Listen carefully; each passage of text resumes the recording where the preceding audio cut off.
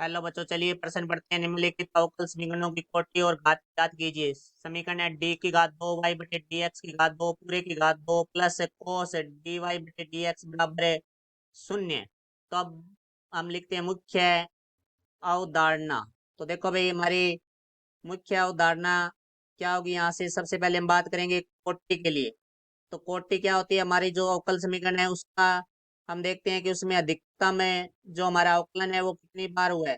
तो जितनी बार अधिकतम अवकलन हुआ है वही हमारी अवकल समीकरण की कोटि होती है। अब बात करते हैं हम घात। घात होती है हमारी जो अधिकतम है अवकलन है उसके जो घात होती है वो हमारी अवकल समीकरण की घात होती है, परंतु वो परिभाषित होना अनिवार्य है। यदि कोई फलन है वो बहुपद फलन नहीं है तो वो हमारा उसकी घात है वो परिभाषित नहीं होती है। तो अब हम बात करते हैं प्रश्न के लिए। प्रश्न में हमें दिया गया है डी की घात 2 y बटे डी एक्स की घात 2 की घात 2 प्लस कोस डी वाई बटे डी एक्स बराबर है 0।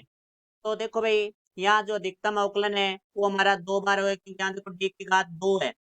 तो इसका अर्थ ये हुआ कि अधिकतम अवकलन 2 बार हुआ है, क्योंकि एक बार अवकलन को हम लिखते हैं डी वाई बटे डी एक्स, और 2 बार अवकलन हुआ है तो हम लिखते हैं डी की घात 2 y बटे डी एक्स की घात है 2। यदि 3 बार है तो यहाँ 2 की जगह 3 आ जाता है हमारे पास।